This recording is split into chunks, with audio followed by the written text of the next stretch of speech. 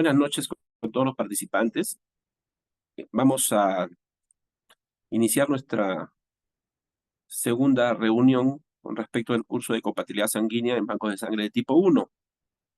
Ayer buscamos dejar claros algunos conceptos inmunohematológicos, un poco introducirnos en la inmunohematología y poder desde esta visión de lo que es el estudio de la reacción antígeno-anticuerpo que se desarrolla a partir de los antígenos de membrana de los hematíes y los anticuerpos producidos eh, por sensibilización a lo inmune, que puede ser transfusional, vertical, o también los anticuerpos que pudiesen estar presentes por problemas autoinmunes, ¿no? Entonces, esta reacción antígeno-anticuerpo tiene que ser evidenciada, y con su evidencia podemos determinar si es posible desarrollar el proceso transfusional o tenemos que postergarlo porque podría generar consecuencias principalmente en caso de transfusión de glóbulos rojos, de hemólisis extravascular,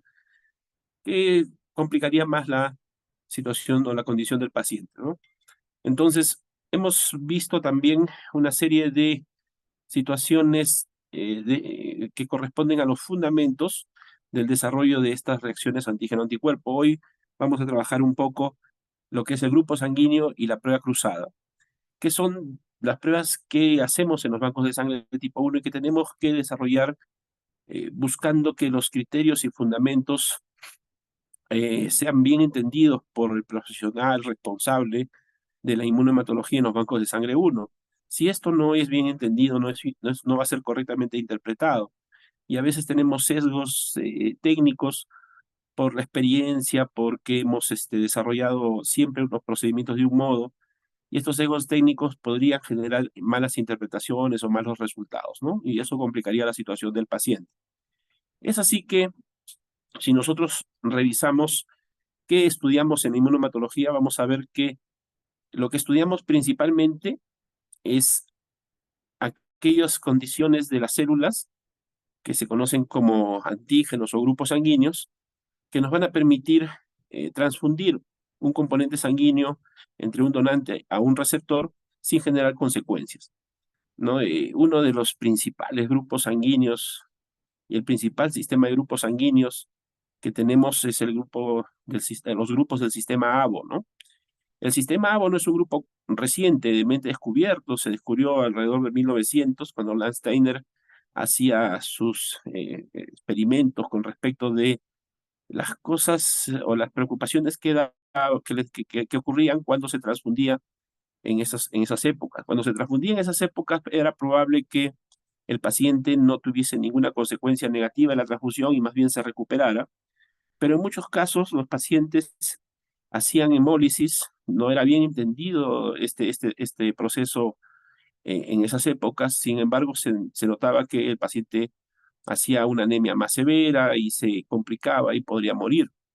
Steiner entonces empezó a agrupar a las personas con las que trabajaba, sus discípulos investigadores, y a la población con la que tenía contacto, y encontró que habían grupos diferentes de personas con respecto de la reacción que hacía la sangre de uno cuando se exponía o se asociaba con la sangre de otra persona. Entonces así empezó a agrupar los grupos sanguíneos y descubrió de ese modo el grupo A o los grupos del sistema ABO, ¿no?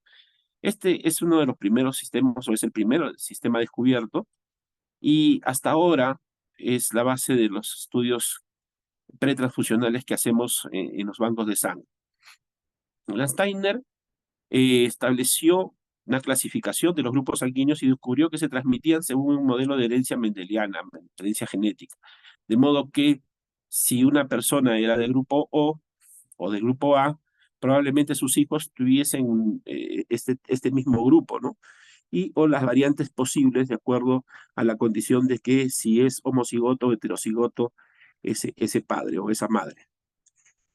Así agrupados los grupos sanguíneos, él pudo establecer que había un grupo grande en Europa, ¿no? Que era el grupo A, en donde la mayoría de las personas tenían esa condición de ser de ese grupo.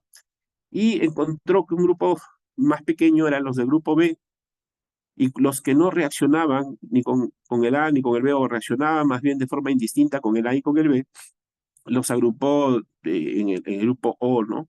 O que eran simplemente el grupo que no era ni A ni B.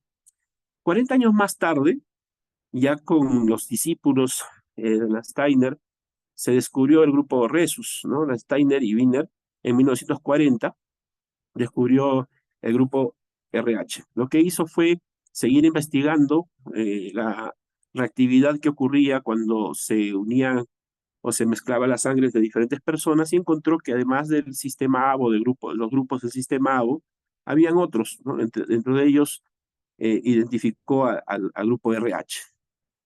Así, estas primeras investigaciones dieron origen a establecer que entre las personas había diferentes condiciones o diferentes grupos sanguíneos, ¿no? Los del grupo A, que en su mayoría eran A positivos, por la presencia también del RH, o del grupo B, o del grupo AB, o del grupo O. En la población americana o mestiza, principalmente las poblaciones somos del grupo O, ¿no? Seguidas del grupo A. Como ustedes verán en el cuadro, los del grupo O somos aproximadamente el 70% de la población, y el grupo A entre el 18 al 20% de la población. Estos datos no son exactos porque varían de acuerdo al mestizaje, a los grupos étnicos y la población que se estudia, ¿no? Este cuadro es muy aproximado a la población peruana, ¿no? El grupo B es un 7,8%, el AB el 1,6%. Y los grupos A son un pequeño grupo de personas las que tienen estos grupos negativos, ¿no? RH negativo. El A, el 0,5% de la población, el B negativo, el 0,28% de la población, el AB negativo, el 0,02% de la población, y dentro de los grupos RH negativos o RHD negativos, el más, digamos, común o frecuente es el ORH negativo, que es el 1,4% de la población. Esta identificación es la posibilidad de poder ya establecer que existen diferentes grupos entre las personas, mejoró la terapia transfusional, definitivamente. Ya podía, por una prueba cruzada en la que se mezclaba la sangre de un donante y un receptor, establecerse si esta transfusión era viable o no. De modo que si los grupos que se mezclaban eran compatibles, probablemente la transfusión iba a ser exitosa y no iba a generar reacciones adversas. Eso es lo que se estableció inicialmente. No se conocían aún todos los otros sistemas de grupos sanguíneos que ahora conocemos. Y de esa percepción sobre los grupos ABO y RH se establece la posibilidad de diseñar un cuadro de compatibilidad, ¿no? Entonces sabemos ahora que las personas del grupo A pueden donarle a un paciente A positivo o AB positivo, siempre y cuando estemos hablando principalmente y básicamente de glóbulos rojos, ¿no? Una transfusión de un paquete de glóbulos rojos. Cuando hablamos de sangre entera, esta condición no funciona. ¿Por qué? Porque ya veremos más adelante las personas de estos sistemas, del sistema ABO principalmente, y otros también, que los vamos a mencionar luego, desarrollan durante el proceso de su crecimiento, exposición a diferentes antígenos, y ya lo comentamos ayer también, y pueden desarrollar anticuerpos, son conocidos como anticuerpos naturales o regulares. Entonces, si nosotros transfundimos glóbulos rojos que no tienen anticuerpos, es decir, sin plasma sanguíneo, podríamos establecer que este cuadrito que están viendo es sumamente útil para tenerlo como guía transfusional de sangre compatible, ¿no? El grupo A podría recibir, si es solamente glóbulos rojos, sin plasma, sangre del grupo A, sangre del grupo A positivo, A negativo, O positivo u O negativo, ¿no? Las personas del grupo B, entonces, podrían donar a un B positivo o a un AB positivo, y también recibir de un B positivo, de un B negativo, O positivo y O negativo. Si nosotros vemos el cuadro, lo importante es que las personas de un determinado grupo tienen antígenos.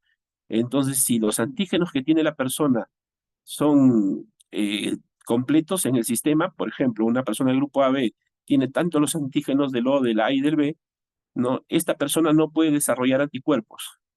Por lo tanto, esa persona del grupo AB podría donar a las personas del grupo AB y recibir de cualquier persona, sangre de cualquier persona, sea del grupo O, A o B, porque al no desarrollar anticuerpos no generaría ningún tipo de reacción adversa cuando recibe sangre. Más bien, cuando dona, esta persona sí tiene, al tener todos los antígenos del sistema ABO, no podría nadie más que los de su mismo grupo recibir glóbulos rojos de este donante, ¿no? De este donante AB. Lo inverso ocurre con las personas del grupo O.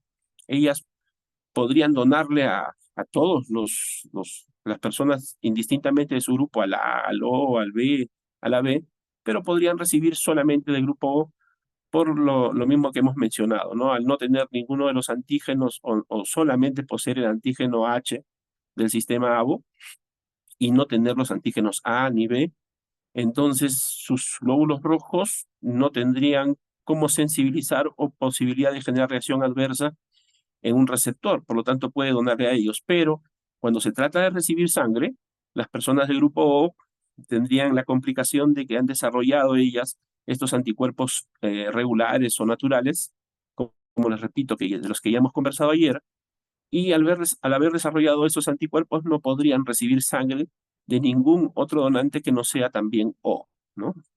Claro, en la posibilidad de que sea O positivo u O negativo.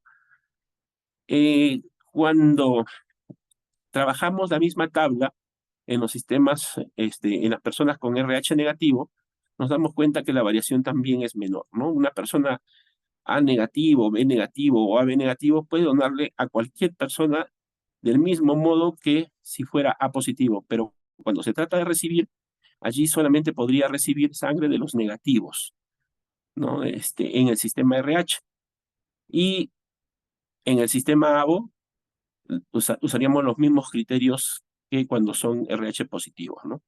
Entonces, una persona del grupo A solo podría recibir del A o del O, pero siempre y cuando sean RH negativos. ¿Esto por qué? No porque los pacientes o las personas de grupos RH negativos tengan anticuerpos naturales o regulares, no los tienen.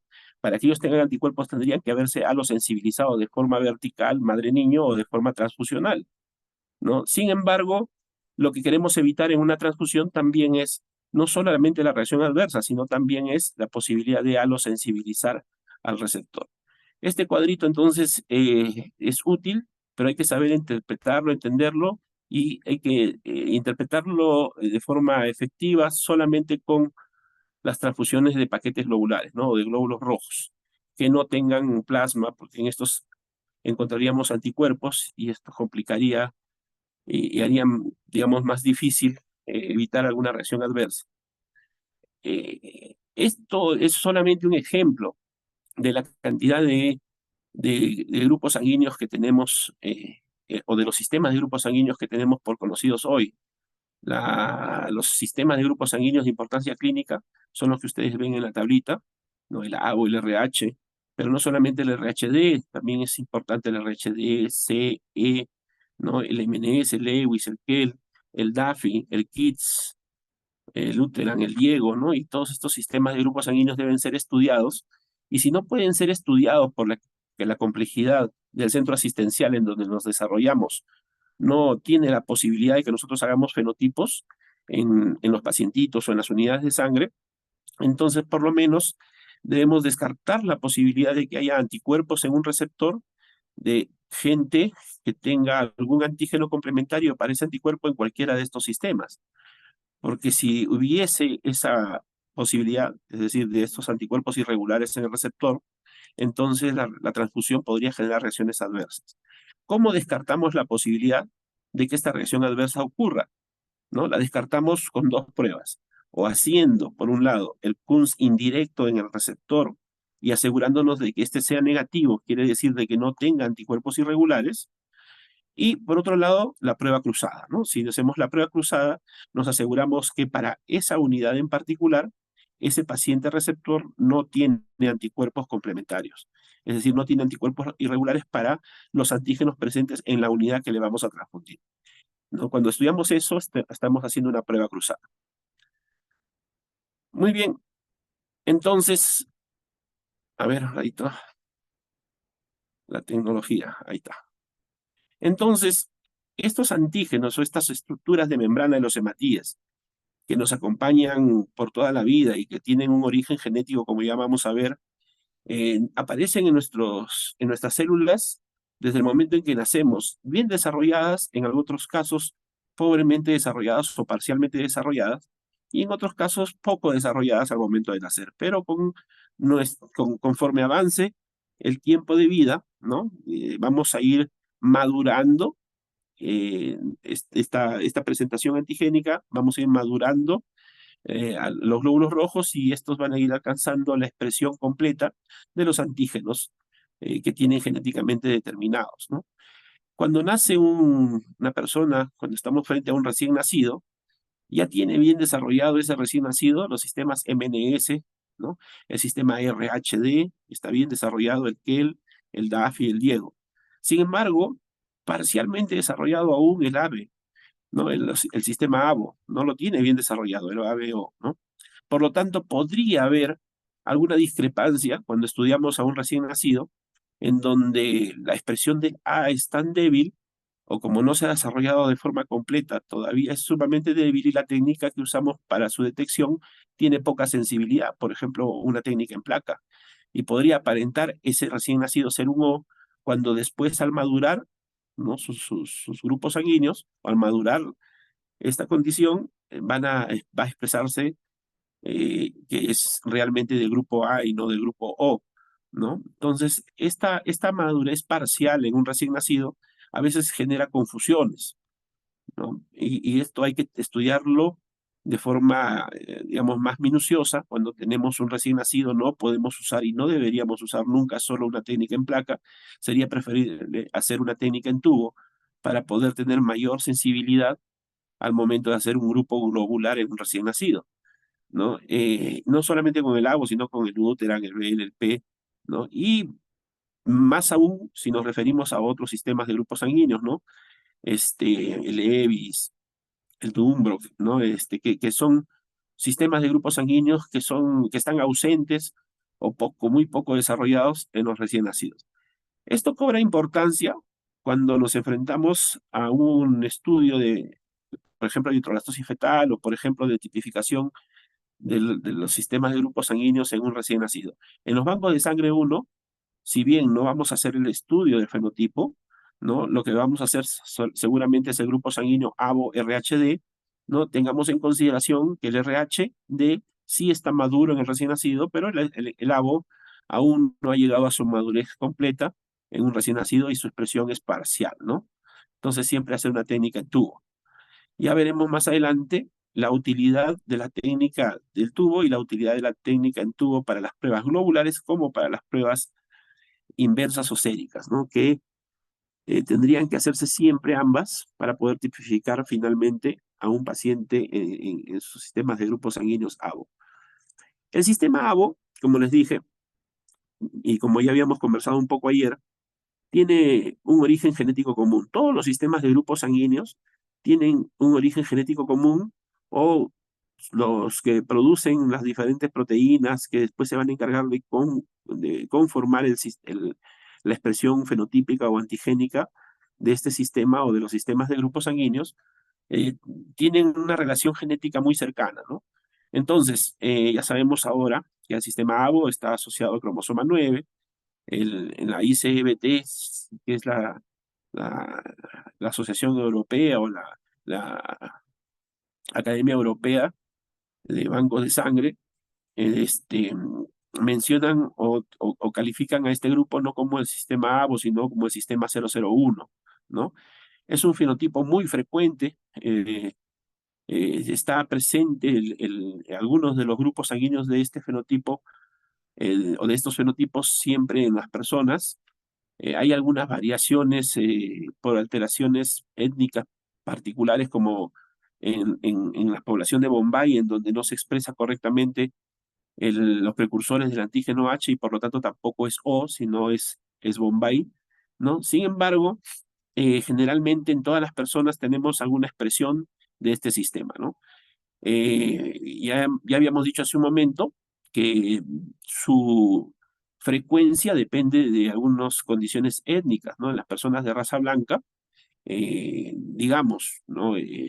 Europeos generalmente, el 71% son de grupo A en este sistema ABO, mientras que la población negra, el 67% de la población negra, africana principalmente, es del grupo B, mientras que la población mestiza, no como la peruana, la sudamericana, que es la más mestiza que hay de las poblaciones humanas, la proporción es principalmente en O, ¿no? La frecuencia es de 66% de personas en grupo O, que esta información es equivalente al cuadrito que mencionábamos inicialmente, ¿no? En donde vimos que la población peruana llega al 70% de O, ¿no? Asimismo, el sistema ABO, ¿no? Es un sistema que involucra genéticamente, tiene su origen genético en el cromosoma 9, en el brazo corto 34.2, ¿no? Allí está la información o la codificación que permite después la producción de ciertas proteínas que van a permitir la estructuración de los antígenos o los fenotipos de este sistema, ¿no? Entonces, ¿cuáles son los fenotipos o cuáles son las proteínas que se codifican a partir de, o que utilizan la información de este cromosoma en el brazo corto 34.2 para producir la proteína? La proteína producida son las transferasas, ¿no?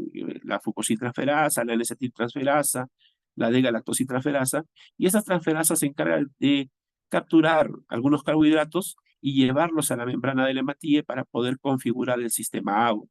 Es así que la fucosiltransferasa transporta fucosa hasta la membrana del hematíe, y en los precursores que existen ya en la membrana proteicos, se ancla este carbohidrato y se configura el antígeno H. El antígeno H está presente en todas las personas en el sistema ABO, y cuando solamente tienen antígeno H decimos que es un O, ¿no? Sin embargo, cuando además del antígeno H se produce una proteína transferasa, por ejemplo, la D-galactosiltransferasa, se transporta una D-galactosa hasta esta posición, y cuando se ancla este nuevo azúcar, no transportado por esta proteína codificada por el cromosoma 9, entonces vamos a tener ya no un grupo O, sino un grupo B. Y si ocurriera lo mismo, pero que en vez de ser transportada la D-galactosa, se transporta una N-acetilglicosamida, estamos frente al grupo A, ¿no? Entonces, esta constitución de carbohidratos encima o anclados en la estructura del hematíe no es porque los carbohidratos tengan afinidad directa con esta posición, sino que hay una proteína que transporta estos carbohidratos hasta la membrana, y esta proteína tiene un origen genético, y este origen genético obviamente es la información necesaria que tenemos para configurar cualquier estructura de nuestro cuerpo, y en este caso esa estructura de membrana del hematíe. ¿Sí? Si hay alguna duda o alguna pregunta en el proceso, por favor, hagámosla para que esto pueda ser un poco interactivo y de repente podamos solucionar alguna duda que se vaya presentando, ¿no? Entonces, si nosotros vemos la cadena de polisacáridos precursores, va a formar inicialmente un antígeno que se conoce, o una sustancia que se conoce como sustancia H, y posteriormente el antígeno H, ¿no? Estas sustancias precursoras, cuando son, completas, y homocigotas, es el HH mayúscula, y cuando es heterocigota el H minúscula. Pero cuando raramente se encuentra un homocigote con expresión H minúscula, entonces este precursor es incompleto y no puede tener la capacidad de anclar, ¿no? Encima de ellos los otros azúcares, como la D-galactosa o la N-acetilglicosamida. Por lo tanto, cuando ese precursor no tiene esa capacidad, estamos frente a un grupo Bombay, ¿no? Cuando se instala correctamente la sustancia H, allí podemos tener después el anclaje de cualquiera de los otros azúcares, conformando después, o como consecuencia de esto, los fenotipos A, el fenotipo B, el fenotipo o el fenotipo AB, ¿no? Y si vamos a ver qué tipos de antígenos tendría el fenotipo A, o el fenotipo B, el fenotipo O, nos damos cuenta de que hay un antígeno común a todos los fenotipos de grupos sanguíneos o del sistema de grupos sanguíneos ABO. Y ese antígeno común es el H, ¿no? Si ustedes ven en el esquema, el H está presente en todos. Mientras que las personas del grupo O solo tienen H, las personas del grupo A van a tener el antígeno A y el H. Y las personas del grupo B, el antígeno B y el H, ¿no es cierto? Y las personas del grupo AB tendrán el antígeno A, el antígeno B y el H. Entonces, de ese modo, se configuran los antígenos del sistema ABO. Mientras que en el sistema Bombay, como el precursor no tiene la capacidad de recibir o anclar los otros azúcares, este precursor no se modifica, aun cuando la persona pueda tener las proteínas transferasas de N-acetilglicosamida o de D-galactosa. Aun cuando eso suceda, no pueden estos azúcares anclarse porque el precursor no está correcto, no es completo. Entonces ese precursor no se modifica, no se forma tampoco el antígeno H, y estas son las personas del grupo Bombay, ¿no? Entonces, ¿qué sucedería si le ponemos sangre de cualquiera de los fenotipos conocidos al Bombay, ¿no? Le ponemos el fenotipo A, o le ponemos el B, o el O, o el AB. En el Bombay van a resultar, ¿no?, sensibilizantes. ¿Por qué? Porque el Bombay, al no tener el precursor y no poder tener o configurar el antígeno H, va a reconocer como extraños a cualquiera de los otros grupos sanguíneos. Por lo tanto, esa persona del grupo Bombay podría recibir sangre solamente de otro Bombay, ¿no? Entonces, no podría recibir sangre ni tampoco de Lo, ¿no? Que esa es una pregunta que normalmente siempre se hace cuando se explica los antígenos de los fenotipos de grupos sanguíneos en el sistema AU. Muy bien, entonces ya vemos que el gen H, en presencia de una enzima, no permite anclar azúcares que después permiten configurar los diferentes grupos sanguíneos, ¿no? Entonces, si se asocia un azúcar u otro, vamos a tener la posibilidad de que sea una fucositransferasa, una galactositransferasa, las proteínas son una N-galactosilaminil transferasa. Cualquiera de esas enzimas o proteínas transferasas lo que van a hacer es transportar azúcares diferentes a la membrana y van a configurarse así los diferentes grupos sanguíneos del sistema ABO, ¿no? De modo que vamos así a tener configurado el sistema, o el grupo A, el grupo B, ¿no? O el grupo O. Ahora, como ya vimos, los fenotipos ABO más frecuentes, ¿no?, van a depender del origen étnico de las personas en estudio. Si somos mestizos, O es el más frecuente. Si somos blancos, el A es el más frecuente. Y si somos de África, negros, el B va a ser el más frecuente. Y sus combinaciones van a depender también del mestizaje que pudiese haber en las poblaciones, ¿no?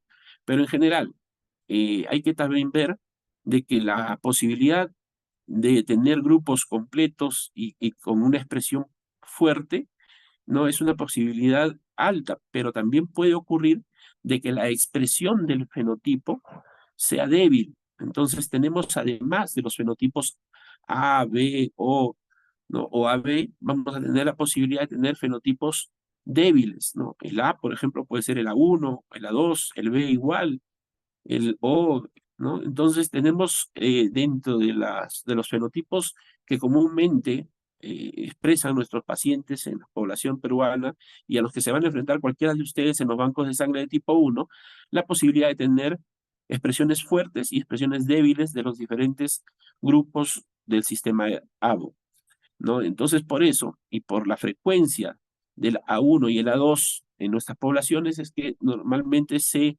incluye dentro de la detección obligatoria de los grupos sanguíneos la posibilidad de detectar si una persona es del grupo A1 o A2 cuando es del grupo A, ¿no?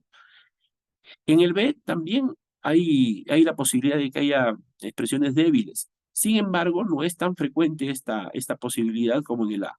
Ahora más adelante vamos a ver un cuadrito del porcentaje de personas con una expresión fuerte o débil del grupo A, y vamos a ver de que es común y es muy probable que ustedes se hayan enfrentado en algún momento a un paciente o un donante, ¿no? Que no es un grupo A fuerte, sino es un A débil. Veamos entonces, el A, como ya dijimos, puede ser A1, A2, como los otros sistemas también, o los otros grupos también pueden tener expresiones débiles, pero en el A esto es mucho más frecuente.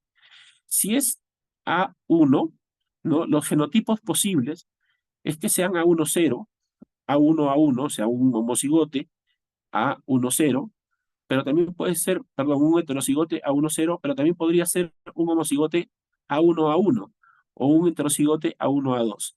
En cualquiera de estas posibles combinaciones genéticas mendelianas, tenemos como expresión fenotípica a la 1, mientras que la 2, ¿no es cierto?, solo puede ser homocigote para el A2, es decir, A2-A2, o heterocigote, ¿no?, cuando es A2-0.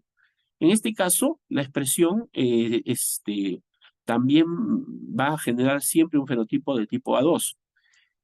Esto es importante aclarar porque cuando vemos las reacciones transfusionales como consecuencia de la transfusión de sangre entre dos personas del grupo A, pero una de ellas A1 y otra de ellas A2, vemos que los A1, cuando reciben sangre A1 o A2, no tienen ninguna complicación de alosensibilización, mientras que las personas del grupo A2, cuando reciben sangre A1, suelen alosensibilizarse en un porcentaje pequeño, cierto, pero se pueden alosensibilizar y formar anticuerpos anti-A1, ¿no?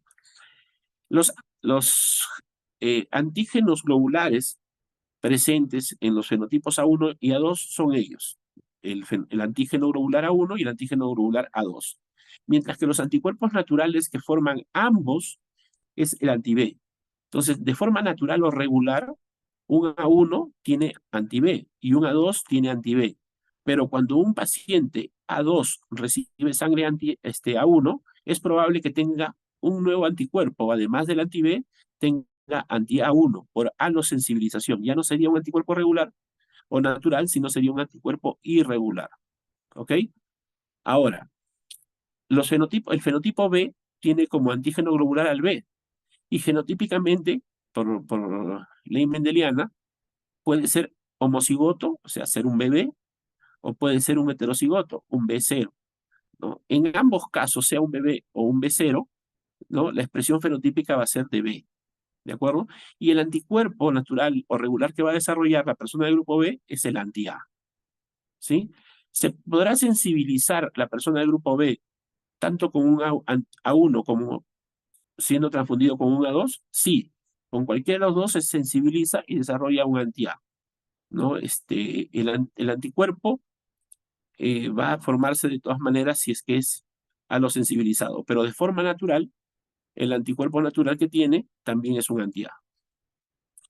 Ahora, si tenemos a una persona de fenotipo O, ¿no?, que al grupo sanguíneo sale O, los genotipos posibles solamente es uno, solamente puede ser homocigoto, ¿no?, o no puede tener dentro de los padres a uno que tenga la expresión heterocigota o homocigota para otro grupo del sistema ABO, ¿no? Entonces, una persona del grupo O tiene como padre siempre a padres OO, ¿no?, que tengan o aporten a un gen O, ¿no? Entonces, si el papá es B0 y la mamá es A0, ¿podrían tener un hijo O? Sí, claro, porque han aportado el gen O el papá y el gen O la mamá, y por eso es que finalmente genotípicamente el hijo es OO, ¿no? Pero si uno de los padres es homocigoto, es decir, es un bebé o es un AA, ¿no?, en ese caso ninguno de los hijos podría ser un O. Los antígenos globulares que presentan las personas o los pacientes del grupo o fenotipo O están ausentes, es decir, no tienen antígenos globulares ni A ni B, pero podrían tener antígeno globular H, ¿no? Y esto es importante, porque si tuviésemos por mala suerte o por una cuestión de la condición de de nuestro país, que es ahora visitado por diferentes personas, es un país pluricultural y también multiétnico, y también es un país que es visitado de forma permanente por diversas cantidades de turistas de diferentes partes del mundo, podría llegar, ¿no? Como paciente, un Bombay, ¿no? Alguien que no haya desarrollado el antígeno H. Entonces, los antígenos globulares del grupo O allí sí importarían, ¿no? El antígeno H sí importaría, porque teniendo el O, el antígeno H, no podríamos transfundirle a ese paciente de Bombay sangre O. Tendríamos que buscar una sangrecita Bombay para poder transfundirlo, ¿no? Si no, lo A lo sensibilizaríamos. Ahora, si las personas son de grupo AB, como ya dijimos, el A frecuentemente es débil, entonces existen los A1 y los A2, ¿no? A1 de expresión fuerte y el A2 de expresión débil. En los AB, esta posibilidad también es la misma, ¿no? Entonces, el A1B se puede expresar de forma fenotípica y el A2B también se puede expresar de forma fenotípica. Llegó un mensaje sobre la diapositiva que no se ve completa. Lo que pasa es que la estoy movilizando en función de lo que voy explicando para que se pueda ver un poco más grande, porque si no tendría que estar muy pequeña, ¿sí? Entonces lo que estoy mostrando en la diapositiva es aquello sobre lo que estamos trabajando. Entonces, esos fenotipos A1B y A2B son posibles porque el A se expresa de forma fuerte y débil con mucha frecuencia, ¿de acuerdo? De ese modo vamos a ver que los genotipos posibles para el A1B sería un heterocigoto A1B, mientras que para el A2B un heterocigoto A2B, ¿no? Y los antígenos globulares van a ser el A1 y el B para el A1B y el A2 y el B para el fenotipo A2B. ¿De acuerdo? Estos pacientes, estas personas AB, ¿no? Sean de expresión fuerte o débil en el A, en ambos casos no tienen anticuerpos naturales o regulares, ¿no? No van a poder desarrollarse estos porque en el momento de la sensibilización cruzada, ¿no? Se va a reconocer los azúcares como propios y no se va a formar anticuerpos irregulares por sensibilización cruzada o anticuerpos regulares, no naturales. Muy bien, entonces vamos a verlo en un cuadro.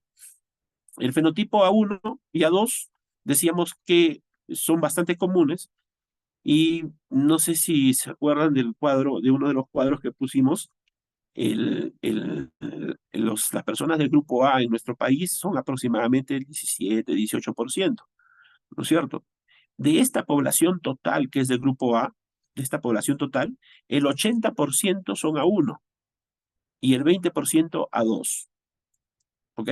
Entonces, no es poca la cantidad de gente A2 en cualquier región de nuestro país. Y nosotros vemos que en los hospitales grandes, bueno, en el hospital donde yo trabajo, aproximadamente tenemos unos 10.000 donantes al año.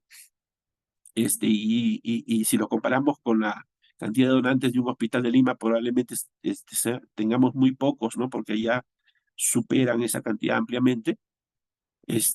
Vamos a ver que la posibilidad de encontrar personas con un fenotipo A débil, o sea, un A2, es bastante alta, ¿no? ¿Y hay diferencias entre estos fenotipos? Sí, hay diferencias entre estos fenotipos, tanto por el número de sitios antigénicos como por la reactividad que puedan generar y por la consecuencia de esta reactividad en las reacciones adversas. Veamos, el grupo A1, ¿no? Que es la expresión fuerte del sistema o del grupo A en el sistema ABO, tiene 850.000 números de sitios antigénicos en el hematíe. Es decir, casi toda la membrana del hematíe va a tener esta expresión fenotípica, ¿no? Por lo tanto, esta expresión fenotípica en una transfusión se va a convertir o se va a comportar como antígenos cuando el paciente que recibe no tiene ese fenotipo. Normalmente, para transfundir a una persona que no es ABO compatible, es muy difícil, ¿no? Por los estudios que hacemos en los bancos de sangre. Sin embargo, esto es común en los embarazos, en las exposiciones materno-fetales. Una madre del grupo O se puede exponer con facilidad a un bebé que es A, y este bebé puede ser A1 o una expresión fuerte. Por lo tanto, si es un A1 con 850.000 número de sitios antigénicos en sus hematíes, van a ser muy sensibilizantes y la mamá probablemente se sensibilice, o sea, lo sensibilice. Si bien la mamá que es del grupo O ya tiene anticuerpos anti-A, ¿no? Estos anticuerpos anti-A regulares o naturales son anticuerpos generalmente o principalmente de isotipo IgM. Y si ustedes se acuerdan, el día de ayer decíamos que el isotipo IgM es un isotipo grande, ¿no? Que tiene un tamaño casi 3 veces superior al de una IgG, ¿no? Supera el espacio de acción o de reacción en la aglutinación a los 35 namómetros, ¿no es cierto? Entonces es un isotipo muy grande, mientras que el G está por los 14 namómetros. Entonces, eso haría de que esta sensibilización eh, cubre digamos, un interés particular. Les explico. Si la mamá ya es O y ya tiene anticuerpos isotipo IgM de forma natural, estos isotipos IgM no pueden, por su tamaño, atravesar la barrera placentaria. Por lo tanto, esa mamá que es O, en un primer embarazo de un bebito que tenga el fenotipo A1, no podrían estos anticuerpos de la mamá hacerle daño al bebito porque no van a poder atravesar la barrera placentaria. Esta barrera placentaria protegería al bebé del ingreso de estos anticuerpos y que estos pudiesen producir una hemólisis en el feto, ¿no?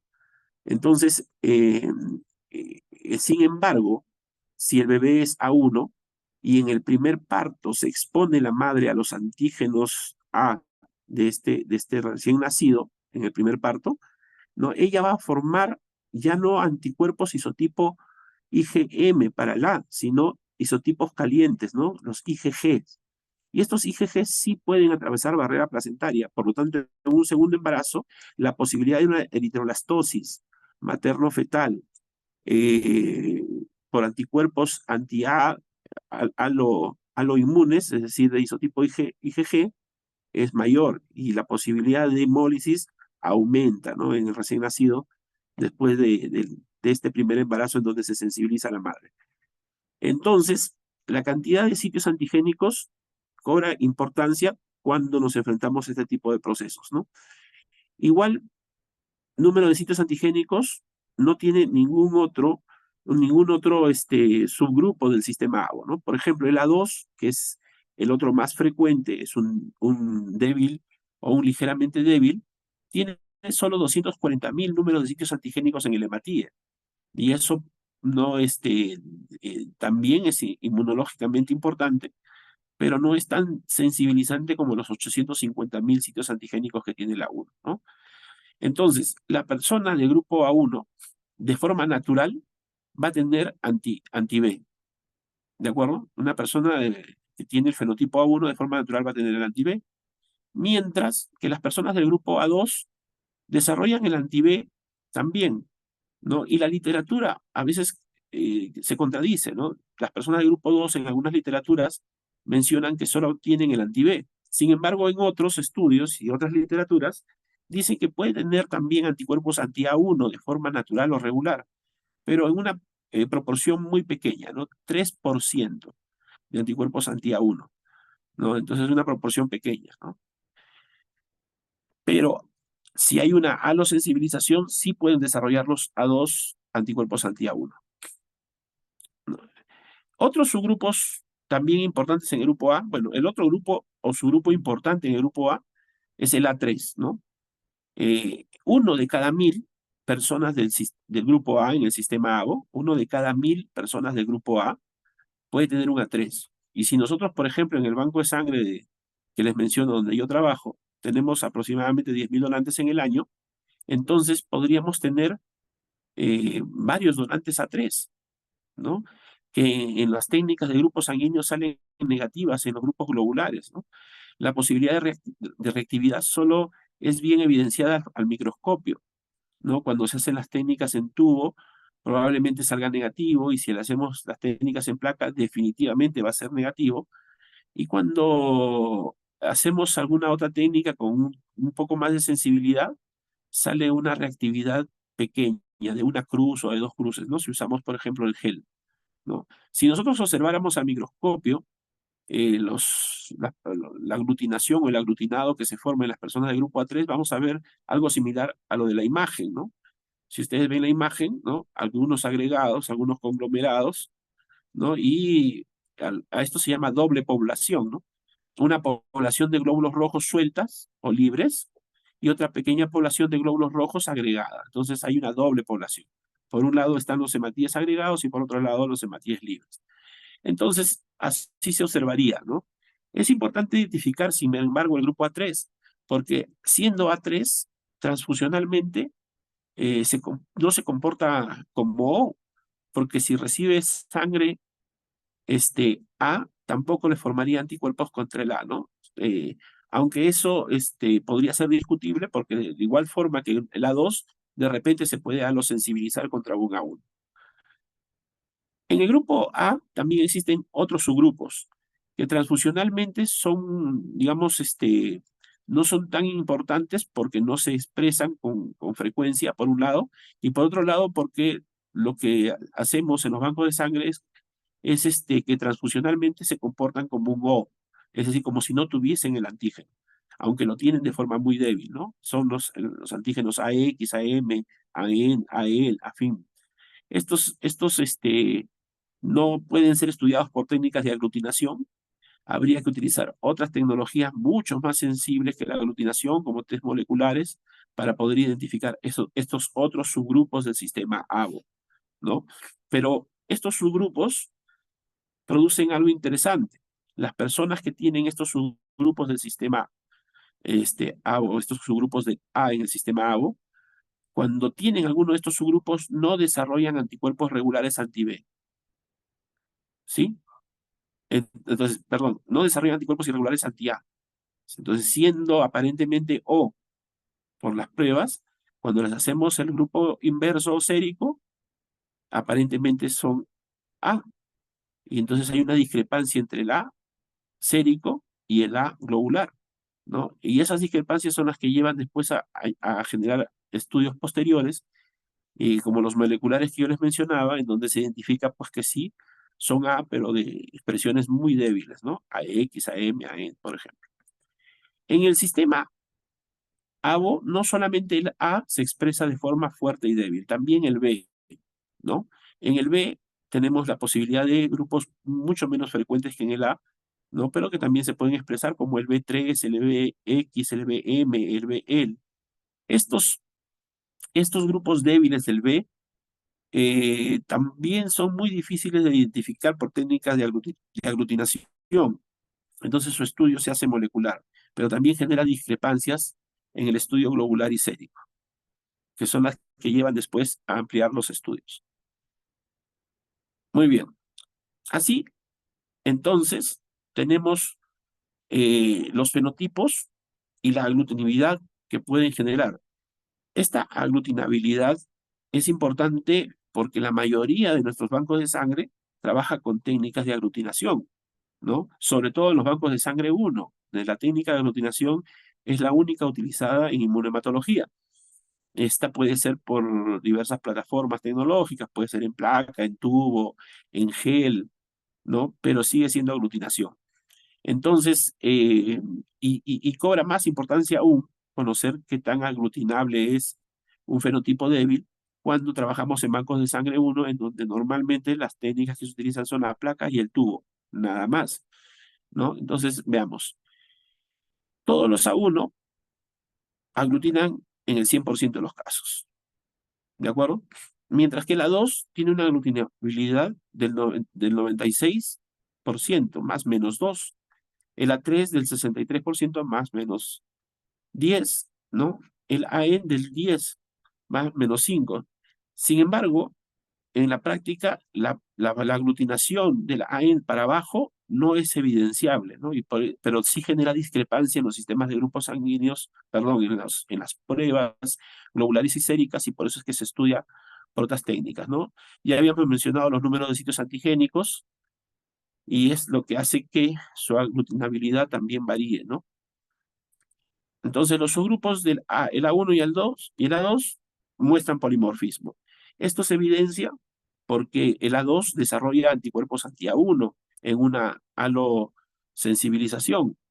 Y cuando se hace un estudio genético del origen genético de este sistema, encontramos que el gen que codifica el A1, ¿no es cierto? La posición del gen es diferente, ¿no? Con respecto al que codifica el A2.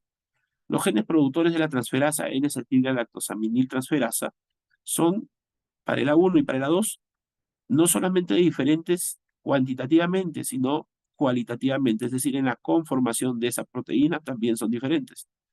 Hay una técnica que nos permite diferenciar el A1 y el A2, no es el uso del lectín.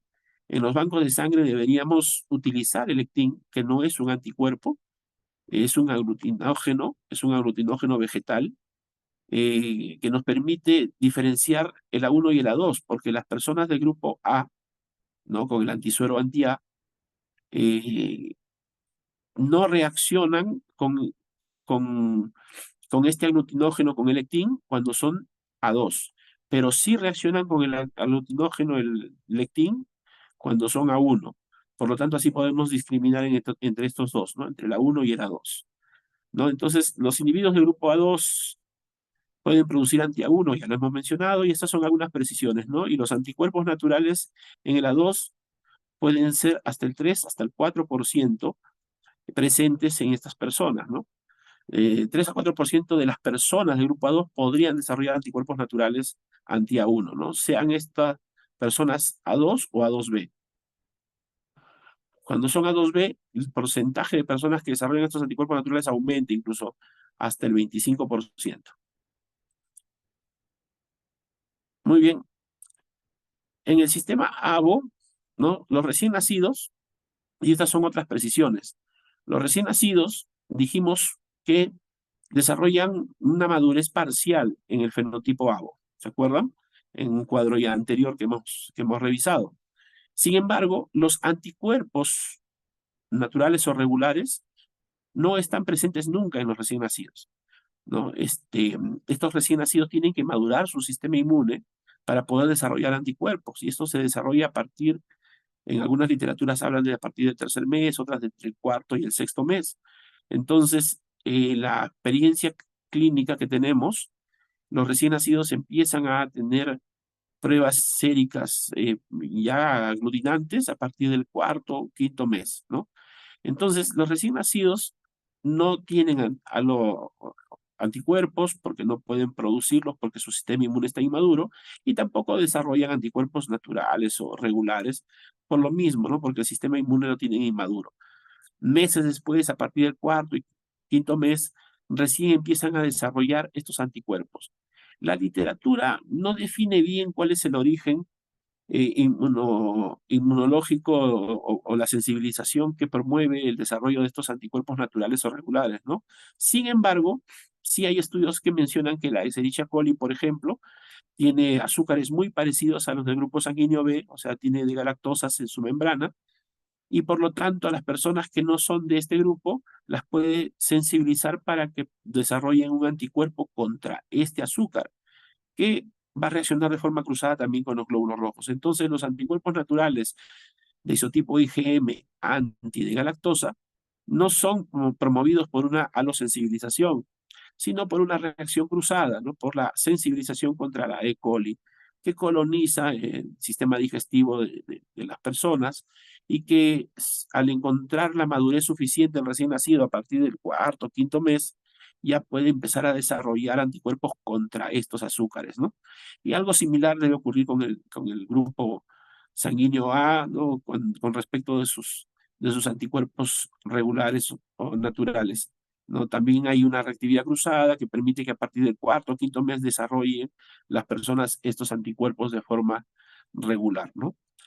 Otros anticuerpos naturales que también se pueden presentar son aquellos que tienen o que están asociados a los sistemas del grupo sanguíneo I, Lewis, P1, M, N, ¿no? Entonces podríamos tener anticuerpos regulares también contra estos antígenos, ¿no? Y en general, los anticuerpos regulares ya dijimos que son de isotipo IgM, pero no en su totalidad, ¿no? Son más o menos 98% IgM y hay un pequeño porcentaje de IgG.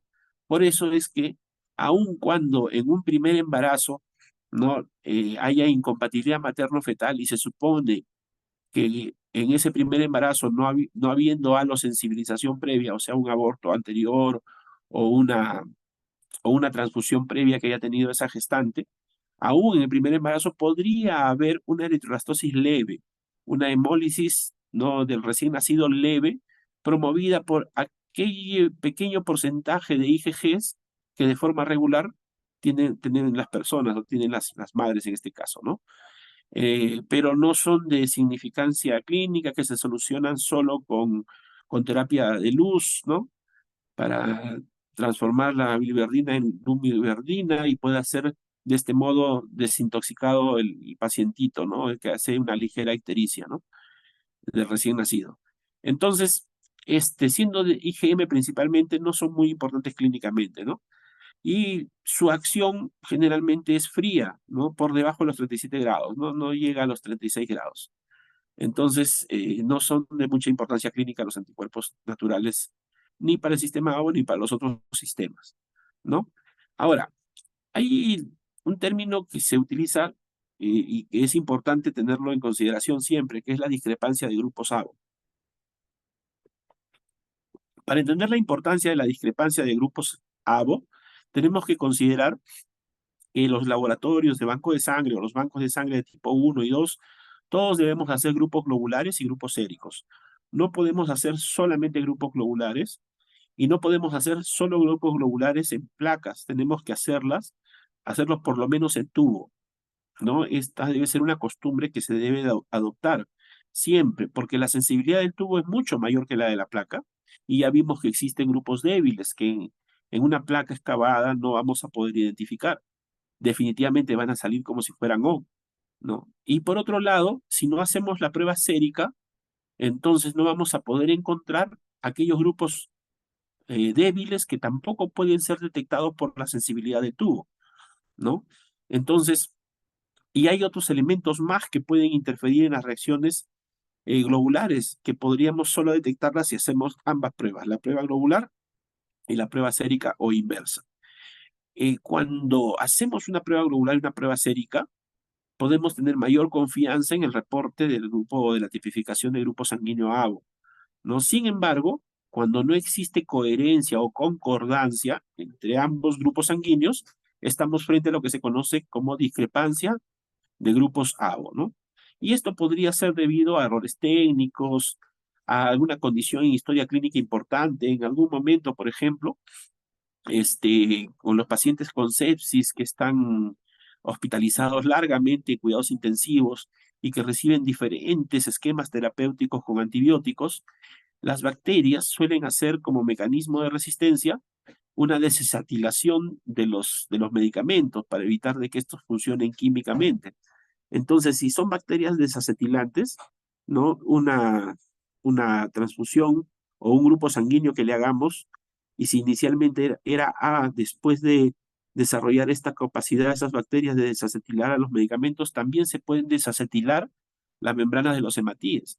Y si desacetilamos una membrana A, quitamos la condición de N-acetilglicosamida en la membrana y se queda solamente el antígeno H. Entonces, un A podría tener o comportarse después como si fuera O en un grupo globular.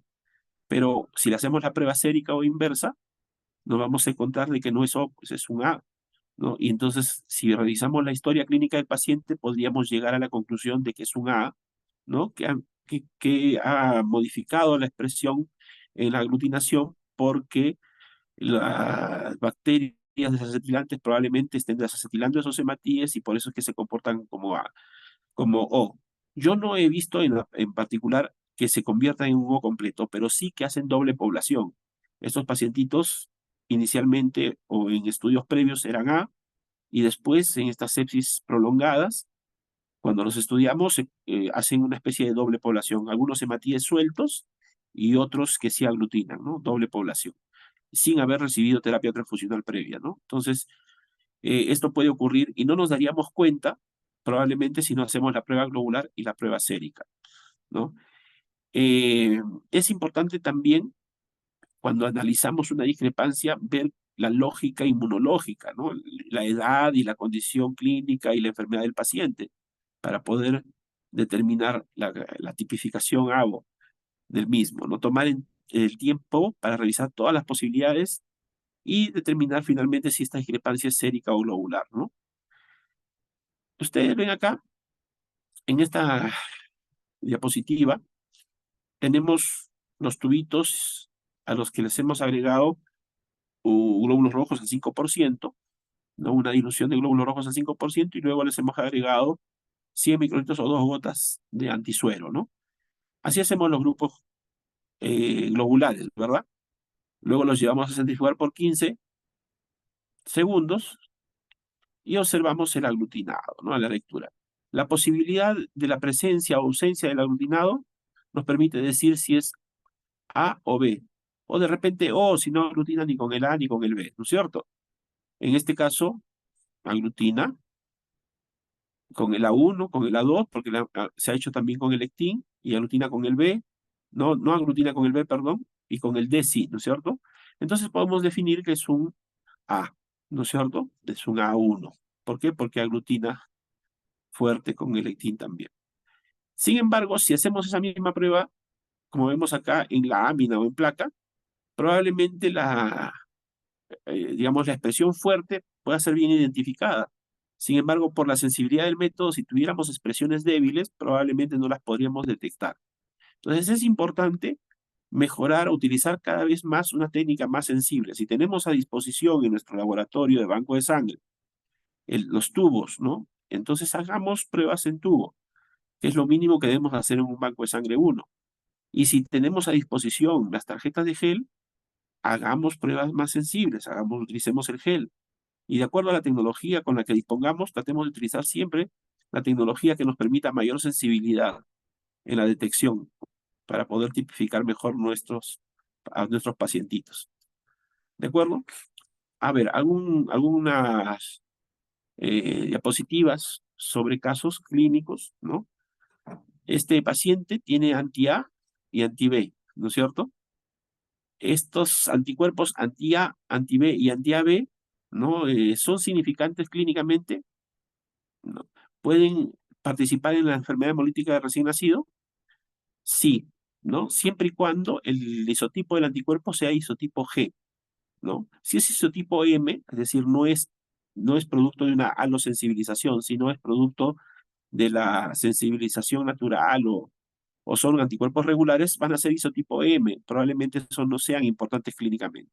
Pero si son isotipo G, sí van a ser importantes clínicamente porque su rango térmico es caliente, es a 37 grados, y van a producir en una alotransfusión, es decir, una transfusión, probablemente una hemólisis extravascular, o también, si es muy potente la reacción, podría ser intravascular incluso, ¿no? Y también pueden ser responsables de enfermedad hemolítica recién nacido, porque estamos hablando de que el IgG o la IgG sí puede atravesar barrera placentaria, ¿de acuerdo? Si lo que encontramos es un anti-A1, ese anti-A1 generalmente no es importante clínicamente, es rara vez importante clínicamente. Su expresión es principalmente de isotipo M, ¿no?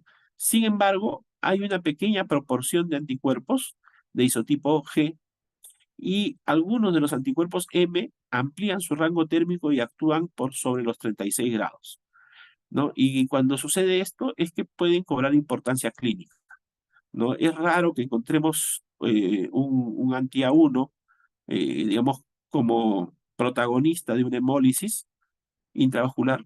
La literatura dice que no producen hemólisis intravasculares, pero sí hemólisis extravasculares, ¿no? Es decir, opsonizan a los hematíes, esos anticuerpos, y luego son fagocitados en el vaso, y se produce de este modo la hemólisis extravascular en el vaso. Los anticuerpos anti-H, ¿se acuerdan esos anticuerpos que se podrían producir en un Bombay? ¿No? El problema va a ser de que si le ponemos sangrecita al Bombay, va a lo sensibilizarse y probablemente genere reacción. Pero si una persona tiene el anticuerpo anti-H de forma natural y este anticuerpo es de isotipo M, entonces su rango térmico va a ser hasta 15 grados, ¿no? Por lo tanto, no es importante clínicamente ni para las transfusiones ni para las consideraciones materno-fetales, ¿no? Pero si es un halo anti-H, es decir, es un anti-H que se ha formado a partir de una exposición con un antígeno, ¿no? En un paciente que no tiene el antígeno H, entonces allí cobra importancia porque ya la IgG que se formaría a partir de una alosensibilización con el antígeno H, entonces sí va a promover hemólisis extravasculares, si es muy masivo o intravascular, y también va a ser causa de enfermedades hemolíticas de recién nacido, ¿no? Muy bien, hasta acá, ¿alguna pregunta? ¿Todo claro? Bueno, continuamos para después conversar un poco. Así como... José Carlos, buenas noches. Sí, dime, escucho. Ya, te quería decir, o sea, quiero decir que es muy importante utilizar, aparte del anti-A y del anti-B, usualmente hay que utilizar el reactivo que es el anti-AB para mejor precisión en cuanto a los grupos se refiere. Sí, Claro, está mientras, aparte de hacer pues la prueba sérica. claro, a ver, lo importante es tipificar de forma completa, ¿no? Cuando tipificamos de forma completa, tenemos que utilizar los antisueros que tenemos a disposición, el antisuero anti-A, el antisuero anti-B y el antisuero anti-AB, ¿no? Además de eso, si tuviésemos, por ejemplo, el antisoro anti-H, también podríamos utilizarlo para tipificar algo. Pero en el mercado no hay y no se utiliza regularmente en nuestro medio. Además de eso, deberíamos usar el lectin para poder diferenciar en aquellos que salen A positivo, no A, de, isotipo, de fenotipo A, tendríamos usar el lectin para diferenciar si son A1 o A2. Eso por el lado globular, ¿de acuerdo? Y por el lado sérico, siempre es importante que hagamos la prueba inversa o sérica para poder detectar algún tipo de discrepancia y después analizar esa discrepancia y poder tipificar de forma correcta y completa a nuestro pacientito. Y como dice, sí, se debe usar todos los antisueros a disposición, el anti-A, el anti-B y el anti-AB, ¿no? Sí es importante. ¿Algún otro comentario? Gracias. Ok, entonces continuamos, ¿ya? La prueba cruzada. Así como la tipificación de los glóbulos rojos es una de las pruebas importantes en los laboratorios de banco de sangre 1, la prueba cruzada es otra prueba sumamente importante. Ya dijimos ayer o hablamos un poco ayer del Kunz indirecto, ¿no?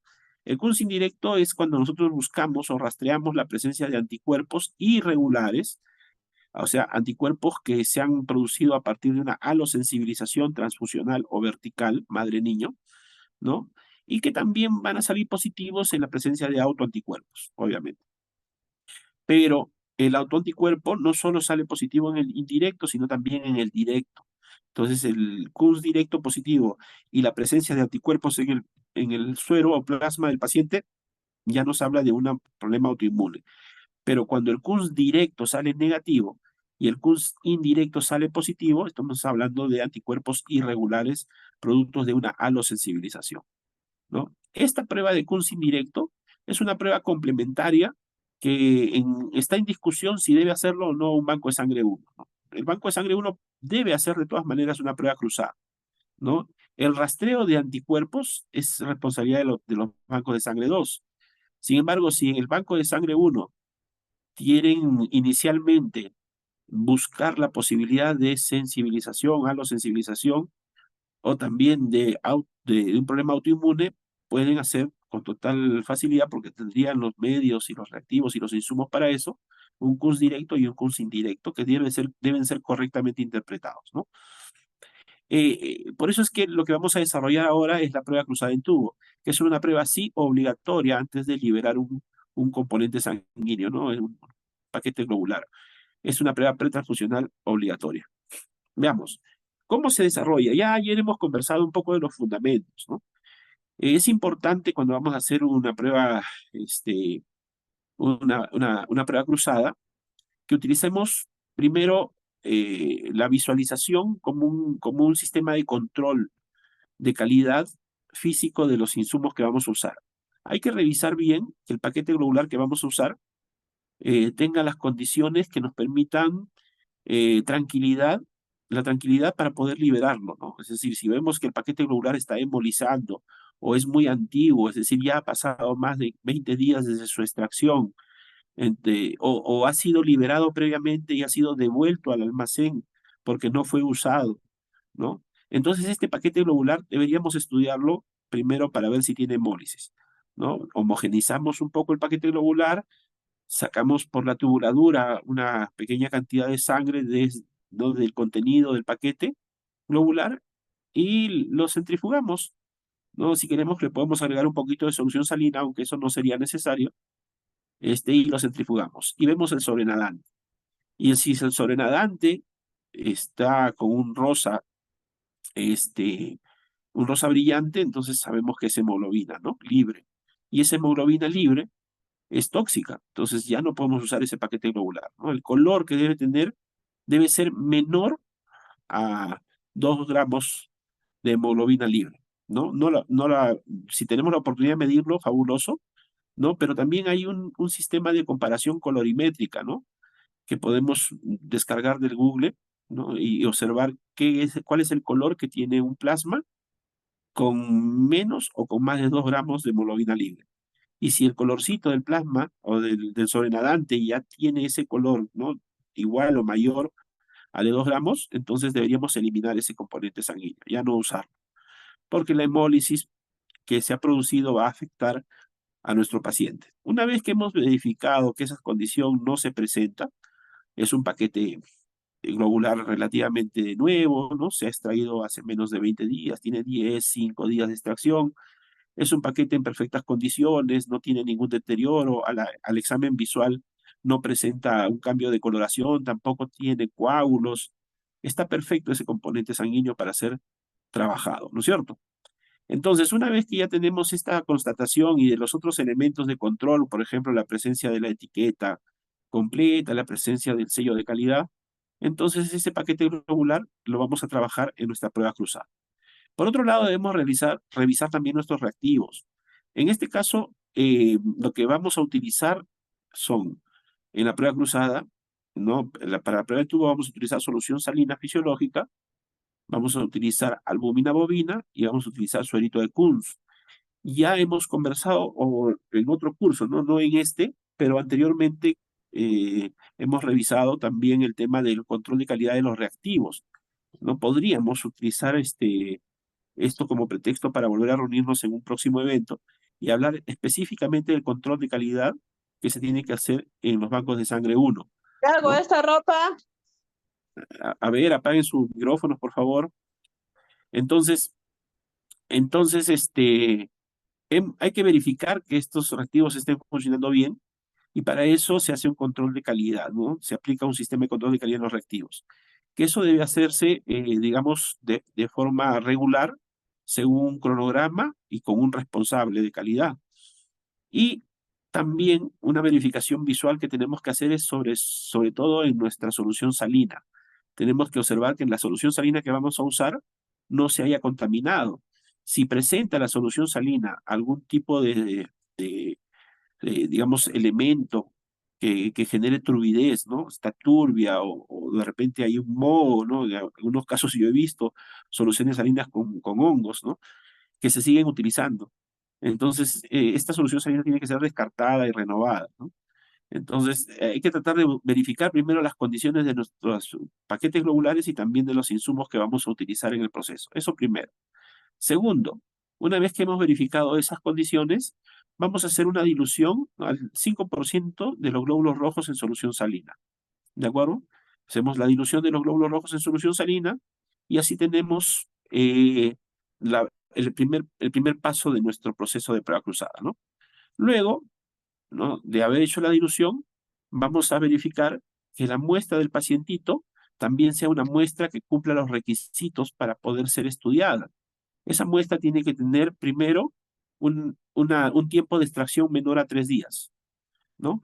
En eso hay una discusión. Alguna literatura dice que puede ser hasta 5 días o 7 días, ¿no?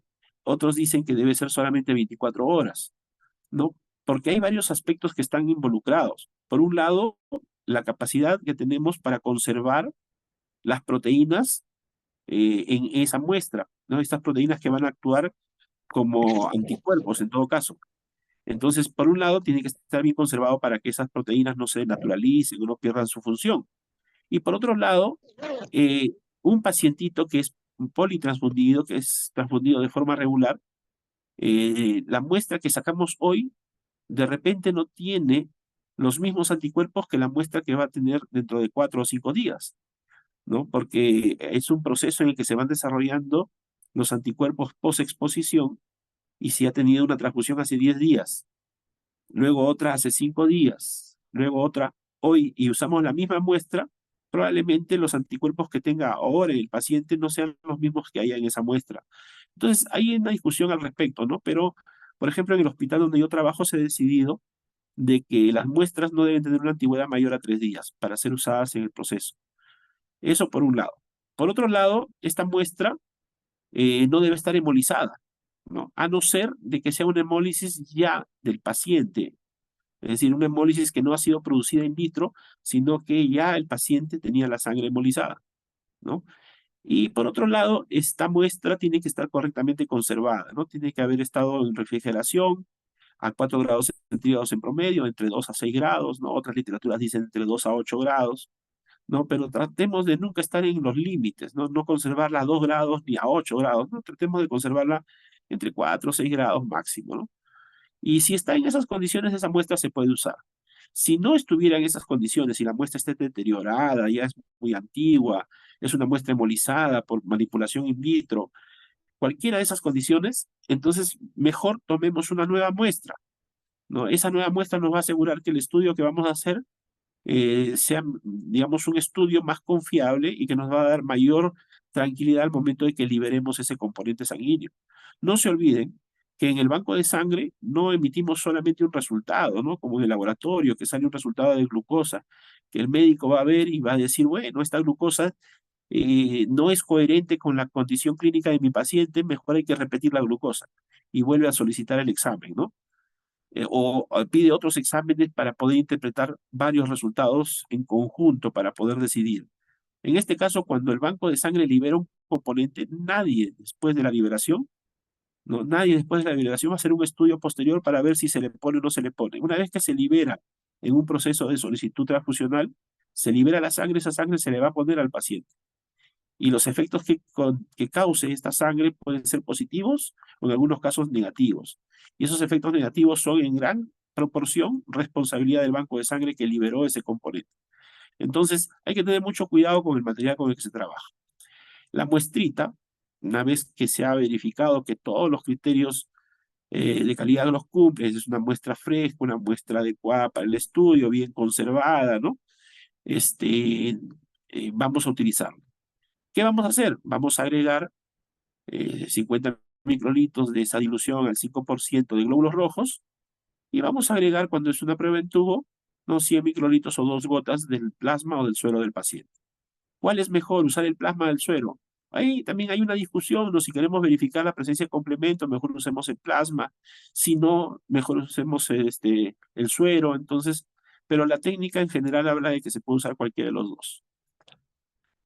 Una vez que hemos hecho esta mezcla, ¿no? De los glóbulos rojos con el plasma, ¿qué es lo que estamos buscando? La posibilidad de que en el plasma haya anticuerpos contra los hematíes o contra los antígenos presentes en la membrana de los hematíes, ¿no?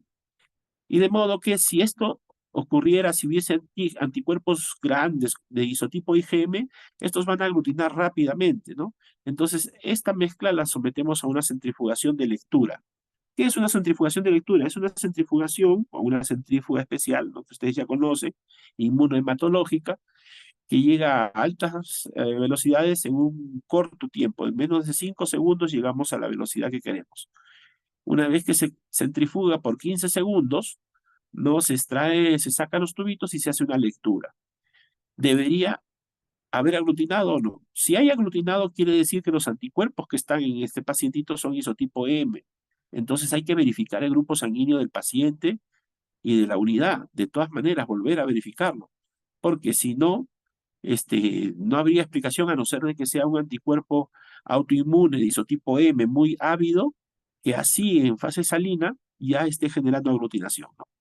Lo más común es de que no haya aglutinación porque lo que nos estamos buscando es isotipos IgG, si en fase salina nunca van a actuar, ¿no? Y de ese modo seguimos con el proceso. Una vez que ha salido negativo eso, ¿no? Si sale positivo, verificar, porque debe haber de repente algún isotipo M, de repente hacer un CUS directo al paciente, de repente es un problema autoinmune, o probablemente haya habido una mala tipificación de los glóbulos rojos o del pacientito, de los glóbulos rojos donados o del pacientito, ¿no?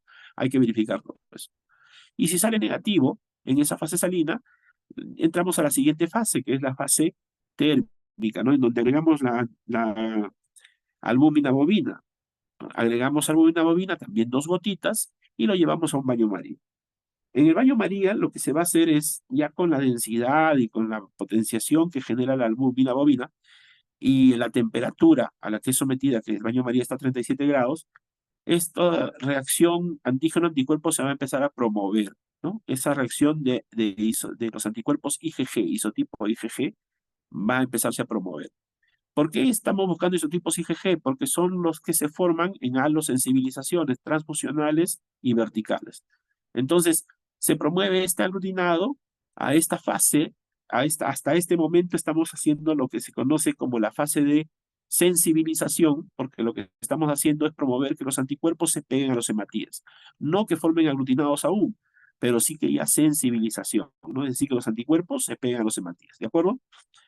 Una vez que hemos pasado la fase térmica, lo volvemos a centrifugar.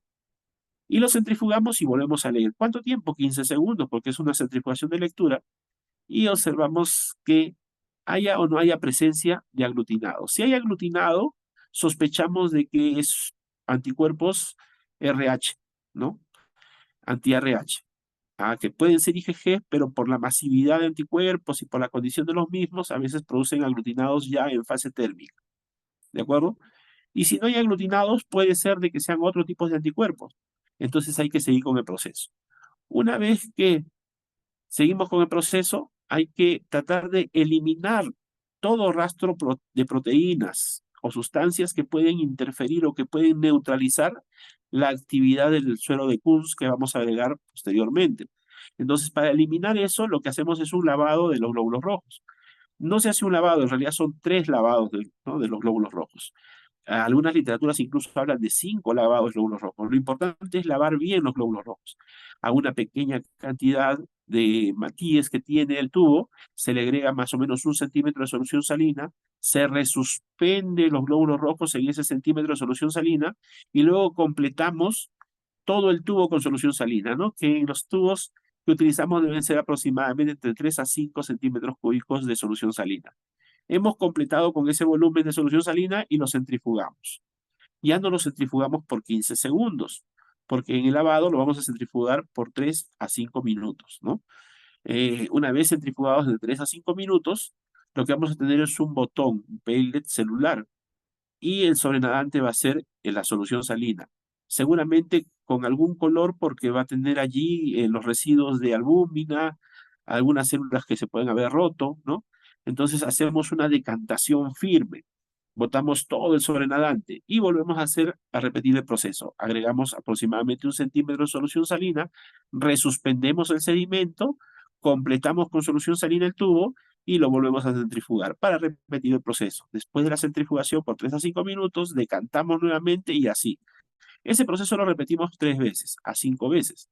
Una vez desarrollado ese proceso de lavado, lo que vamos a tener es un botón celular, como ustedes ven acá abajo. Ese botón celular, ¿no?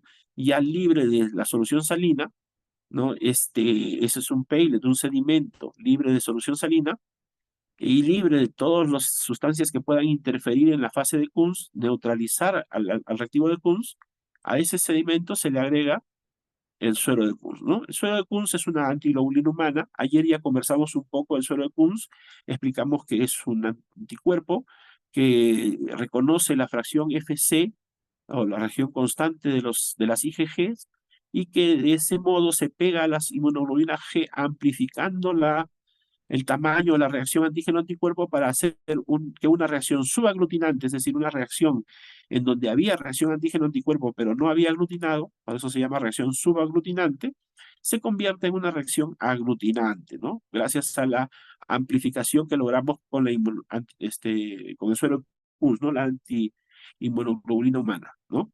Entonces, una vez agregado esta antiinmunoglobulina humana, lo que hacemos es volver a centrifugarlo, ¿no? Hemos agregado nuestros tubitos, ¿no? 2 gotitas del suero Kunz, lo centrifugamos y vamos a observar el resultado. ¿no? Si es que hubiese aglutinado, va a pasar lo que ustedes están viendo abajo, ¿no? Que gracias al anticuerpo que está en verdecito, que es el suero de Kunz, se amplificó la reacción y se promovió el aglutinado. Si ese aglutinado se produce de forma masiva formando un botón, tenemos una reacción de 4 cruces. Si ese botón se parte en 3 pedazos, ¿no? Ya no es un solo botón, sino 3 botones o 3 pedazos de aglutinado, entonces estamos frente a una reacción de 3 cruces. Si este botón llega a destruirse y a haber unos 10 pedacitos de aglutinado o de conglomerados, estamos hablando de una reacción 2 cruces. Si estos conglomerados son más pequeños y no son contables, son incontables, estamos hablando de una reacción una cruz, ¿no? A los que tienen buen ojo, como yo les decía ayer, a veces identifican las medias cruces, ¿no? Cuando se ven pequeños conglomerados incontables, ¿no? Poco perceptibles, ¿no? Estamos hablando de la reacción media cruz o la reacción sin aglutinado, ¿no? Que es la reacción compatible, le llaman, ¿no? Entonces, cuando no hay aglutinado compatible y en la medida de que hay aglutinado ya es incompatible, aun cuando este sea pequeño, media cruz o una cruz, o sea muy fuerte, 4 cruces, ¿no? Entonces, este es el proceso de la prueba cruzada. Sin embargo, aquí en el tubo vamos a encontrar algunos beneficios, ¿no? Que podemos observar, ustedes han visto las diferentes fases del proceso, interpretar las diferentes fases del proceso, pero las lecturas son dependientes de la manipulación técnica del operador. Si el operador tiene mucha pericia, va a poder hacerse una lectura correcta, una manipulación correcta, pero si es poco experto, de repente mueve con mucha firmeza, ¿no? Esos tubitos con estos conglomerados, podría soltar un conglomerado y un conglomerado que inicialmente era 4 cruces, de repente se convierte en un 2 cruces, o uno que era 2 cruces, de repente termina leyéndose como una cruz o compatible, ¿no? Entonces, hay que ver que este procedimiento tiene que hacerse de forma delicada, el movimiento que se hace en el tubo es un movimiento que pretende separar a los hematíes del vidrio, pero no romper los aglutinados posibles. No hay un movimiento característico que se conoce como el movimiento de cuello de ganso, que se coge el tubito con los dedos, se lleva la mano de un lado a otro con un movimiento suave, rítmico y constante, y luego se hace la visualización contra luz, ¿no? del material celular para poder observar la presencia del aglutinado. Muy bien. ¿Hasta acá alguna pregunta?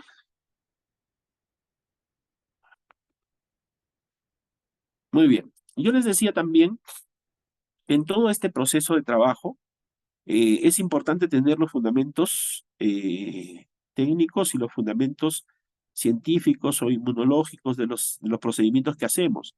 Pero además es importante, sumamente importante, el control de calidad, ¿no? Y ya les decía que cada vez que vamos a empezar un procedimiento tenemos que controlar los insumos o verificar que estos insumos hayan sido controlados cuando son reactivos.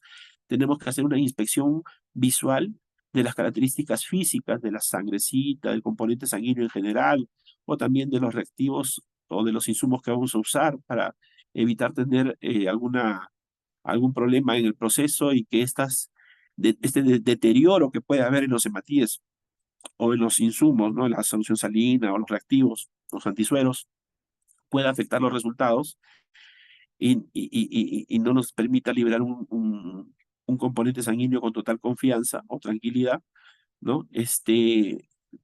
En todos los procesos, en realidad, en banco de sangre, deberíamos implementar los sistemas de control de calidad, ¿no? El sistema de gestión de calidad involucra el control y los planes de mejora.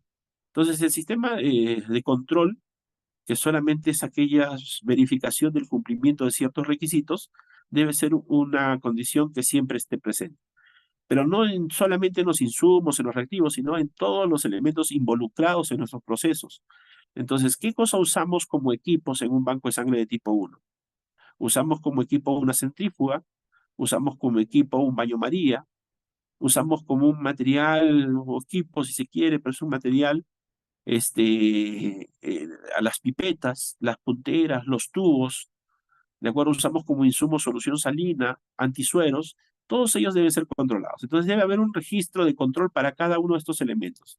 Y nuestro registro de control de equipos nos permitirá saber si ese equipo tiene mantenimiento preventivos, si ese equipo tiene algún problema que se haya ido, digamos, incrementando porque es un problema sistemático, ¿no? Si genera en algunos casos interrupciones o problemas aleatorios, ¿no? Por ejemplo, variaciones de luz que puede hacer de que nuestra centrífuga por momentos se detenga o se detenga intempestivamente en los procesos que desarrollamos y malogre el procedimiento que hacemos. Entonces, tenemos que estar verificando siempre el control de los equipos, que estos controles se desarrollen de forma correcta, ¿no? Tanto el funcionamiento mecánico como la calibración, en el caso del baño María, la temperatura, igual que en las refrigeradoras, en donde conservamos nuestros hematíes, nuestros componentes celulares o nuestros reactivos también, la temperatura de estos conservadoras. Tiene que haber registros visibles de ellas. Y cuando haya no conformidades, esas no conformidades hay que registrarlas, ¿no? Y establecer alguna medida correctiva, eso en coordinación siempre con la jefatura o con la dirección del hospital, para que sea una medida correctiva efectiva, ¿no? Entonces, esto es importantísimo, ¿no? Siempre controlar nuestros equipos. Otro elemento que tenemos que controlar siempre son los insumos, ¿no? Ya decíamos nosotros que las características físicas se deben controlar siempre, ¿no? Y seguir las recomendaciones del fabricante para algunas cosas. Hay punteras y esas punteras, si se lavan, deben ser lavadas en función, digamos, de los fundamentos técnicos para el lavado, ¿no? Tiene que utilizarse en los enjuagados agua desionizada, tiene que la puntera no estar deteriorada, aunque hay punteras que ya de fabricante vienen con la indicación de que no pueden ser reusables, son definitivamente descartables. Entonces, cuando se trata de eso, hay que descartar la puntera, no se debe reutilizar, ¿no? Las agujas, la cantidad, las condiciones de almacenamiento para todo el material de toma de muestra, para los tubos que utilicemos, para todo tiene que verificarse las condiciones físicas, las condiciones de almacenamiento, la fecha de caducidad, ¿no? Y así como las no conformidades y las medidas correctivas que se van implementando, ¿no? Los reactivos también tienen que ser controlados, ya decíamos que se tienen que controlar algunos parámetros como la especificidad, la avidez, ¿no? En los antisueros A, B, el antisuero D, el pH, ¿no? El pH es sumamente importante controlar en la albúmina bovina, la reactividad, ¿no? En el suero Kunz, igual que en los antisueros ABO. La solución salina, ¿no? Que tenga características físicas de estas correctas. En la solución salina no se almacena por mucho tiempo, debe ser rápidamente consumida y no más de 2 días y después ser cambiada, ¿no? Es un insumo barato que no tendríamos por qué estar conservando demasiado tiempo. Y si conservamos demasiado tiempo la solución salina, hay que verificar su pH, porque, digamos, un elemento crítico en el uso de la solución salina es que ésta mantenga un pH para el uso que le queremos dar. Si esta solución salina se acidifica o se alcaliniza, va a afectar nuestro resultado. De repente, esa hemólisis que hemos encontrado en nuestro proceso es porque esta solución salina se contaminó y está ácida, ya no está ligeramente alcalina como debería estar, ¿no? Entonces, es importante el registro del control de los reactivos, ¿no? Y en general, todos los procesos que permitan el control de calidad, los procedimientos, cómo controlamos la técnica que aplica cada persona en el banco de sangre, ¿no? En los bancos de sangre, cada profesional no debe hacer lo que le parezca, o yo trabajo así porque yo quiero hacerlo así, ¿no? Lo que debemos hacer es usar procedimientos estandarizados, ¿no? Cada vez que se hace un procedimiento en particular, este procedimiento tiene una técnica aprobada, y esa técnica aprobada es parte del manual de procedimientos operativos estándares. Y por lo tanto, todos los que trabajemos ese procedimiento tenemos que hacerlo según la estandarización aprobada. Y si queremos modificarlo porque nos hemos dado cuenta de que está mal el procedimiento, lo que debemos hacer es el proceso de modificación del procedimiento operativo. Y una vez aprobado el nuevo procedimiento con la modificación que hemos propuesto, todos deben usarla de ese modo, ¿no? El control de calidad interno es aquel control que nos permite verificar en cada procedimiento si el procedimiento ha tenido algún tipo de sesgo o error, ¿no? Entonces, el uso de control del suelo, de las células de control de Kunz, el uso del control negativo es importante en los procedimientos, ya vienen incorporados en las técnicas en gel. Muchas veces, por ejemplo, en el PUNS y en las tarjetas de grupos sanguíneos, ya viene incorporado la cubeta para el control interno. Y en las técnicas en tubo podemos utilizar un tubo paralelo a nuestro procedimiento con el suero control, ¿no? O con las células control. Es importante que estos controles negativos salgan siempre negativos y estos controles positivos salgan siempre positivos en las corridas para asegurarnos de que estamos trabajando con calidad, ¿no? El registro de control de calidad externo tiene que ver básicamente con el control de proficiencia, ¿no? Para los bancos de sangre 2, en algunos casos está normado y regulado. Tenemos que hacer control de proficiencia o control de calidad externo para inmunohematología y para inmunoserología. Para los bancos de sangre 1, esto no es exigido, ¿no? Solamente hasta el control de calidad interno. Sin embargo, si algún banco de sangre 1 quiere mejorar sus condiciones de calidad, podría someterse a un sistema de control de calidad externo, ¿no?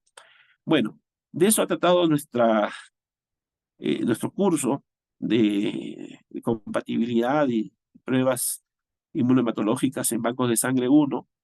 Espero que haya tenido el impacto querido, que es que haya despertado en ustedes algunas dudas que los estimulen a seguir aprendiendo, en otros casos que haya complementado lo que ustedes ya conocían y en otros casos seguramente el de la mayoría, que haya servido solamente para recordar aquellos criterios o fundamentos que ustedes ya habían aprendido, pero que a veces por la rutina dejamos de aplicar o de pensar en ellos, ¿no? Y a veces nos mecanizamos en los procedimientos y no resolvemos como deberíamos porque la rutina nos lleva generalmente a eso, ¿no? A automatizarnos en un procedimiento y cuando algo sale mal simplemente lo descartamos y dejamos el estudio o lo derivamos al pacientito a otro nivel, ¿no? Hay necesidades asistenciales en los centros de hemoterapia 1 porque estos están vinculados a clínicas o a centros que tienen hospitalización que, o procedimientos que tienen riesgo de sangrado, que probablemente los podríamos resolver en el banco de sangre 1 nada más, ¿no? Y en todo caso, si hacemos un buen trabajo, siempre vamos a mejorar la condición del paciente, que es lo que como profesionales de salud queremos, ¿no? ¿Algún comentario, alguna pregunta final?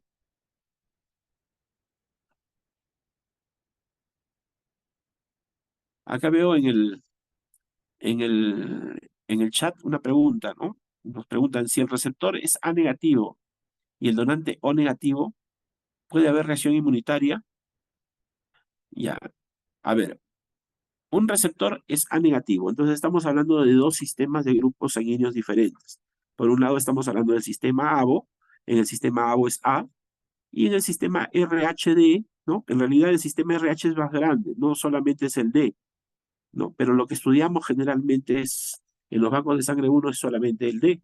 Entonces es un RHD negativo, ¿no? Entonces eso es el receptor. El receptor, el paciente, en el sistema ABO es A y en el sistema RHD es negativo, no tiene la proteína D. Y el donante es un O en el sistema ABO y en el sistema RHD también es negativo. Ahora la pregunta es si ese receptor A puede recibir sangre de grupo O, ¿no? Negativas, ambos en el RHD. La respuesta es, a ver, veamos. En el sistema RH primero, ambos son isotipo, es decir, ninguno de los dos tiene la proteína D. Por lo tanto, no hay ningún riesgo en transfundirle sangre negativa a un paciente negativo en el RHD. ¿De acuerdo? Entonces, por ahí no hay ningún problema. En el RH no hay ningún problema. Si el paciente receptor fuera negativo y el donante fuera RHD positivo, sí podríamos tener complicaciones. Si nunca tuvo una transfusión previa o nunca se sensibilizó ese receptor, probablemente la primera transfusión no le promueva ninguna reacción adversa evidente. Lo que va a suceder es de que se va a sensibilizar, se va a sensibilizar contra la proteína D. Y si le tenemos que poner sangre posteriormente, seguramente esta persona sí va a hacer una hemólisis. ¿Por qué? Porque ya tendría anticuerpos anti-D, no, anti-RHD, y en una segunda transfusión con una sangre RHD positiva, ya habría anticuerpos complementarios con esos antígenos y por lo tanto una reacción adversa inmunológica. ¿De acuerdo? Eso por el lado del RHD. Ahora, ¿qué pasa si el receptor es RHD positivo y el donante es RHD negativo? ¿No? La ausencia del antígeno en el donante y la presencia del antígeno en el receptor, ¿no?, nos llevan a una transfusión que no es isogrupo, ¿no?, sino es compatible. No hay ningún problema que un paciente RHD positivo reciba sangre RHD negativa. ¿Por qué? Porque como el donante es el que tiene la ausencia del antígeno, el receptor no va a sensibilizarse ni va a generar reacción adversa inmunológica. Por lo tanto, es perfectamente posible ponerle a una persona RHD positiva sangre RHD negativa. ¿No? Es perfectamente posible. ¿No? No se va a no sensibilizar, no va a haber ningún problema. ¿Cómo se llama en este caso la transfusión? Cuando le ponemos algo diferente a un paciente, pero que no le genera sensibilización ni reacción adversa. A eso se conoce como transfusión compatible. Estamos dando sangre compatible, que es una transfusión de un glóbulo rojo diferente, porque es negativo, a un paciente que es positivo para el antígeno, ¿no? Es sangre diferente, pero que no le va a generar problemas, entonces es una transfusión compatible. Cuando queremos hacer eso a la inversa, el receptor sí podría tener alosensibilización, por lo tanto es una transfusión fenotipo incompatible. ¿Por qué es fenotipo incompatible? Porque le estoy dando un fenotipo RH positivo, D positivo, a un paciente RHD negativo que se va a alosensibilizar. Y eso hace que sea una transfusión fenotipo incompatible. No deberíamos hacerlo. Ahora, si los dos son negativos, entonces la transfusión es isofenotipo para el RHD, es decir, los dos tienen el mismo fenotipo y por lo tanto es perfectamente plausible, no hay ningún problema. Eso con respecto del negativo, ¿de acuerdo? Ahora, con respecto del sistema ABO, si el receptor es A, ¿qué antígenos tenía? ¿Se acuerdan? Tenía el antígeno H y el antígeno A, o sea, tiene fucosa y N-acetilglicosamida. Tiene ambos antígenos, ¿no? Antígeno H y antígeno A en el sistema ABO, el receptor. Y el donante tiene solamente antígeno H, no tiene, solamente tiene fucosa, no tiene el antígeno A. Es lo mismo que en el caso anterior. Teniendo el mismo antígeno los dos, que es la fucosa, el antígeno H, es perfectamente posible ponerle sangre O, glóbulos rojos O al paciente A. A la inversa no sería posible, porque si yo le pongo sangre de fenotipo a un paciente O, entonces los anticuerpos del receptor generarían hemólisis, ¿no es cierto?, destruyendo los glóbulos rojos que recibe. Entonces, en este caso, darle glóbulos rojos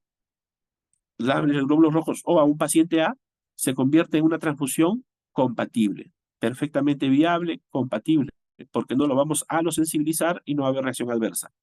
El darle glóbulos rojos a un paciente A es una transfusión isofenotipo para el sistema ABO. Isofenotipo, porque ambos tienen A. El darle O a un A es una transfusión compatible en el sistema ABO, pero darle A un O es una transfusión incompatible, ¿no? No deberíamos hacer, ¿no? Entonces así se interpretaría, ¿no? Muy bien. Hay otra pregunta más. ¿Cuántas unidades máximo puede recibir el A negativo de O negativo? Miren, en general se habla de transfusiones masivas cuando una persona recibe más de 3 unidades. Y la cantidad de unidades que reciba va a depender de la patología. Si es que es una enfermedad, bueno, es una condición que tiene el paciente en donde hay sangrado masivo, activo, a veces ponemos 10, 15 unidades. Habría que hacer eso. En una sala de operaciones, de corazón abierto, por ejemplo, transfundimos generalmente 6, ¿no?, unidades dentro de sala y después durante el día le seguimos transfundiendo 2, 3 unidades más. Hay otros pacientitos que responden mejor y solamente les ponemos 2 o 3, ¿no? Pero ya cuando excedemos de 3 unidades transfundidas, ya se habla de transfusión masiva. El médico, cuando tiene un paciente que requiere transfusión masiva, solicita no solamente glóbulos rojos, sino también empieza a solicitar plasma, y en algunos casos también plaquetas, para mejorar la condición del paciente, ¿no?, para evitar de que haya dilución de las proteínas plasmáticas y que empieza a tener problemas de coagulopatías. Por eso es que a partir de las 3 unidades, cuando se habla de transfusiones masivas, ya se transfunde junto con plasma, ¿no? Pero son diferentes guías de práctica hemoterapéutica y que se aplican para diferentes procesos, ¿no?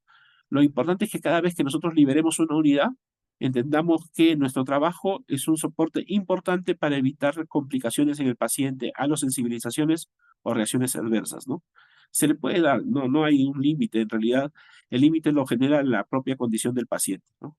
Ahora, si le damos O negativo, ¿no? La pregunta sería diferente o tendría un alcance mayor si me dijeras que un paciente es AB y no se sabe y no se tiene sangre AB en el banco y le decidimos dar A o le decidimos dar B o le decidimos dar O, ¿no?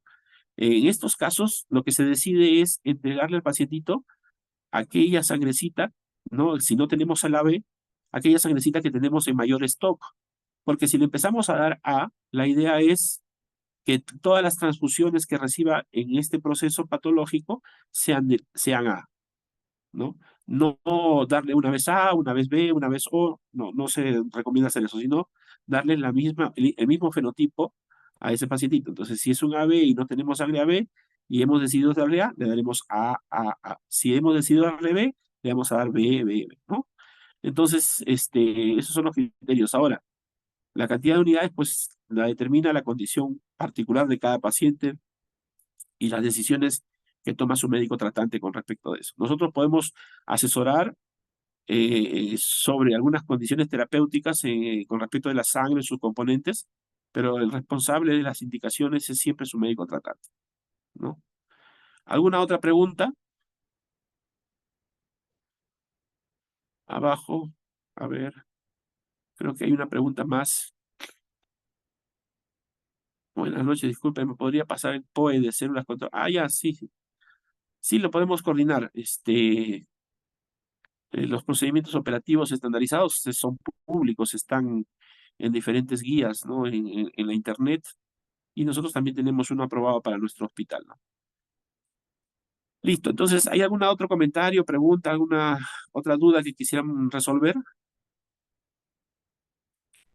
Muy bien, creo entonces que con eso hemos, hemos terminado, ¿no? Les agradezco nuevamente su participación. Tenemos 67 hasta 70 participantes en algún momento.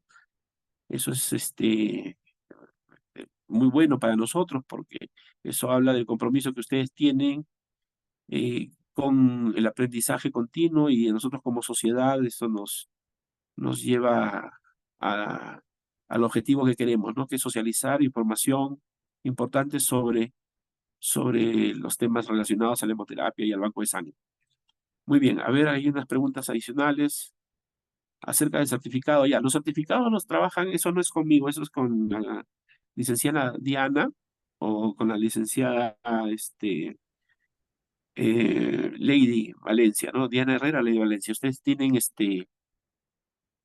ya sus celulares, con ellos se ha coordinado y con ellos coordinan ustedes lo de la certificación. Buenas noches, colega, buenas noches a Buenas noches. todos los participantes. Agradezco por su, bueno, valga la redundancia, participación. Eh, eh, Estoy muy agradecida por la gran ponencia que nos ha dado estos 2 días, doctor José Carlos Martínez. Le agradece el Hospital de Camaná y el laboratorio. Y bueno, cualquier cosa, consulta, duda, ya tienen mi número para la certificación. Está mandado en el grupo y todos los que están inscritos van a recibir la información debida pues en el grupo eh, que se ha creado a los que han deseado el certificado, ¿no? Y a los que desean también me pueden seguir escribiendo y está mi número para todos. Gracias. Muy bien.